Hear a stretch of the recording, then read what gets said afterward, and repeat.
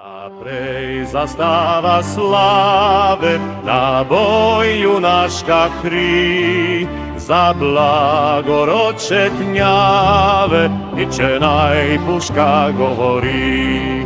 Naprej zastava slave, na boju naška kri, za blagoroče tnjave, niče najpuška govori. אז מה קורה חברים? כאן שוב רותם מערוץ RTD. שלום לכם. אם הפתיח נשמע לכם מוכר, זה בגלל שאתם שומעים אותו בפעם השנייה בסקירות שלי. זהו השיר נפרה סלאבה סלאבה, וזהו היה המנון סלובניה לשעבר, והיום משמש כמרש סלובני. בדיוק לפני שנה נפגשנו כאן על מנת לציין 34 שנים לעצמאותה של אחת מהמדינות המרקות ביותר במזרח מרכז אירופה, סלובניה. דיברנו על איך כלכלתה צומחת לה בשקט, על יציבותה ועל מיקומה האסטרטגי לפתחו של הים האדריאטי, ובשנה האחרונה חוקי המשחק בסלובניה השתנו לחלוטין. היום, כשאנחנו מציינים 35 שנים לעצמאותה, סלובניה למעשה התפתחה רבות, בעיקר בשנה האחרונה. כאשר בחודש שעבר, המדינה הזאת חוותה רעידת אדמה פוליטית, כזאת שזעזעה את האיחוד האירופי. ולצערי, עברה כמעט לגמרי מתחת לרדאר בארץ.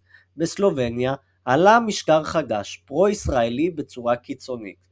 כזה שמוכן לשבור את הכלים של האיחוד האירופי, להעביר את השגרירות הסלובנית לירושלים ולהכיר בריבונותה של ישראל ביהודה ושומרון. וזה לא הכל.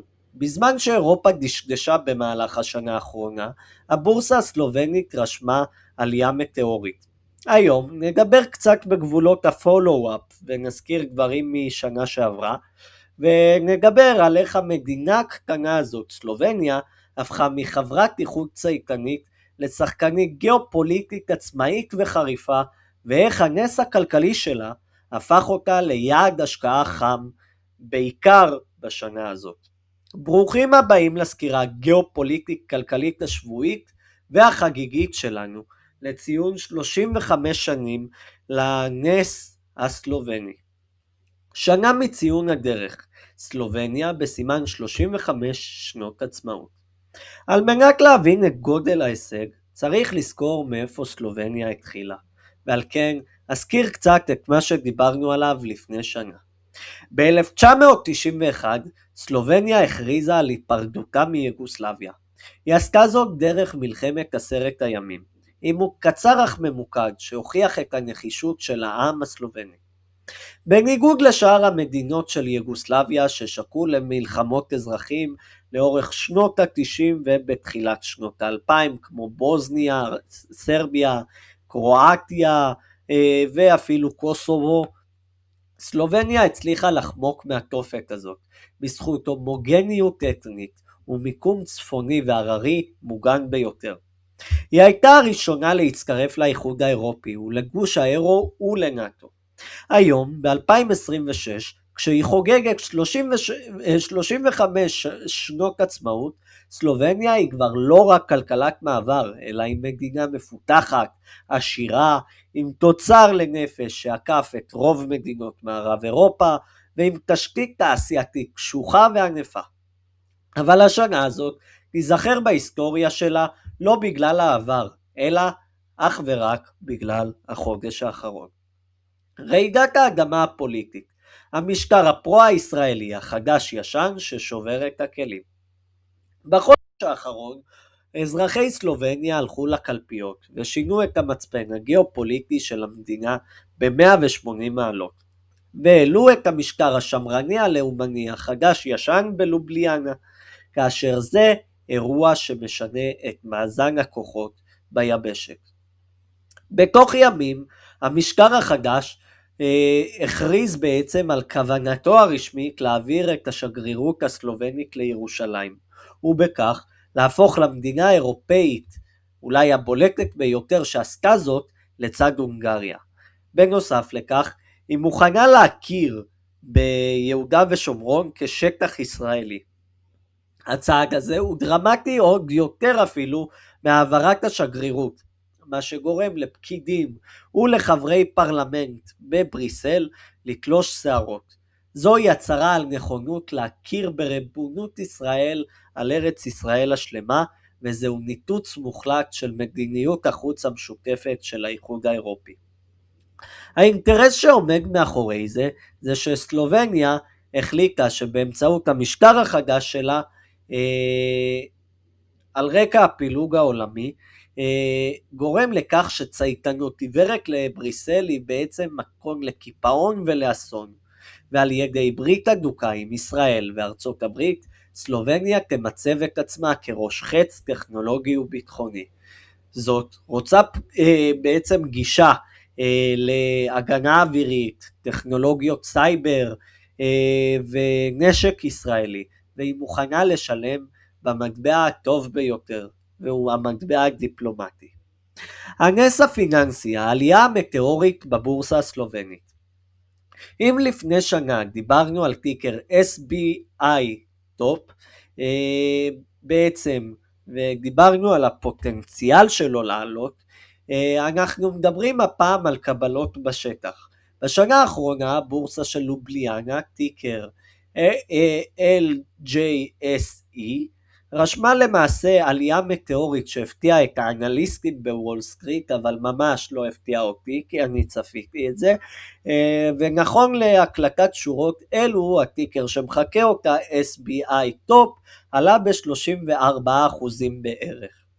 הקטר התעשייתי והפארמה, החברות הסלובניות הגדולות ובראשן ענקית התרופות הגנריות KRKA רשמו רווחי שיא בעולם, שבו השרשראות אספקה מסין ומאסיה מאוד פגיעות, וכך גם על רקע למעשה המשבר במזרח התיכון וסגירת מיצרי הורמוז.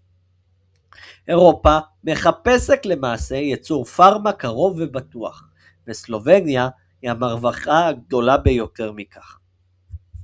הלוגיסטיקה האדריאטית, נמל קופר. נמל קופר הסלובני, פורט אוף קופר, שנמצא ממש בקצה על המוצא הימי המצומצם מאוד של סלובניה, הפך לעורק חיים קריטי עבור מרכז אירופה, ועבור מדינות כמו אוסטריה, הונגריה וגרמניה. הזינוק בנפח המסחר בנמל הזניק את מניות הלוגיסטיקה והתשתיות של המדינה. אפקט היציבות האנרגטית. סלובניה למעשה נהנית מאנרגיה יציבה בזכות תחנת הכוח הגרעינית היחידה שלה בקורשקו, שהגנה על התעשייה המקומית מפני משבר אנרגיה ששיתק את אוסטריה וגרמניה השכנות. התעשייה הסלובנית המשיכה לעבוד במלוא המרץ, והרווחים תורגמו לזינוק של עשרות אחוזים במדדי המניות המקומיים. גיאופוליטיקה וביטחון, הברית החדשה עם ישראל. הקשר בין המהפך הפוליטי לזינוק הכלכלי של סלובניה אינו מקרי. המשטר החדש מבין שהכלכלה החזקה שלו דורשת ביטחון חסר פשרות, ועל כן הוקם ציר לובליאנה ירושלים פראג, כאשר סלובניה מצטרפת כעת לציר הריבוני בתוך אירופה, אחרי שבעצם ויקטור אורבן הודח בהונגריה, ובכך צ'כיה ובעצם סלובניה וכמה מדינות נוספות כמו פולין, שמתנגדות למדיניות ההגירה והפרו-פלסטיניות של חלק ממדינות המערב, מזהה את ישראל למעשה כעוגן אסטרטגי. כמו כן, זה גורם לכך שרכש ביטחוני גורם לכלכלה להיות כחלק ממנועי הצמיחה שלה. כאשר סלובניה נמצאת בעיצומו של מודרניזציה צבאית תחת חוקי נאט"ו, המחייבים הוצאה של 2% מהתוצר.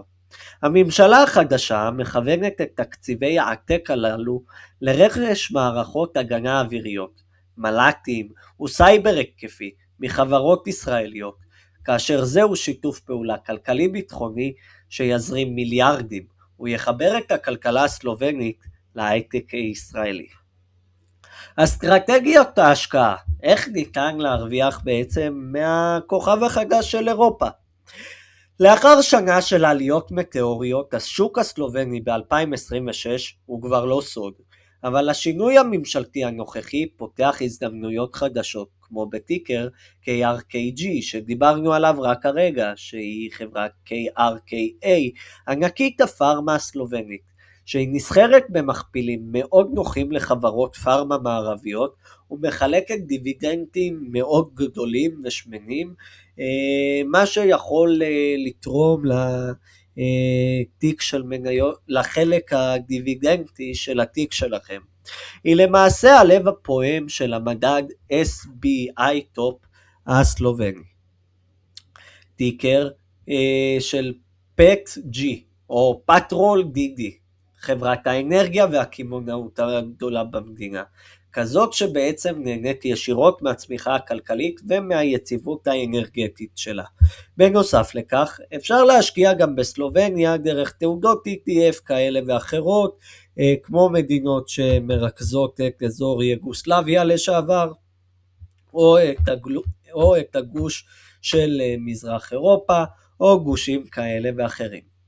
לסיכום, סלובניה בסימן 35 שנות עצמאותה, היא ההוכחה שגם מדינה עם 2.125 מיליון תושבים, או 2.8 מיליון תושבים, היא יכולה למעשה לייצר רעש גיאופוליטי ואימפקט עולמי, אם רק למדינה יהיה האומץ לבחור בריבונות שלה ובאסטרטגיה החדה והמושחזת שלה.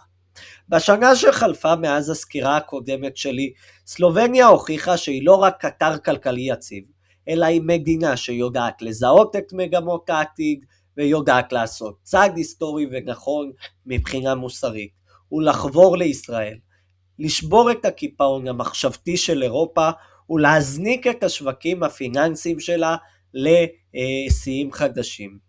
עבורנו בישראל, סלובניה וגם צ'כיה שאדבר עליה בעתיד, הופכות אט מבעלות ברית שקטות לשותפות אסטרטגיות מהדרגה הראשונה בלב היבשת האירופית הישנה.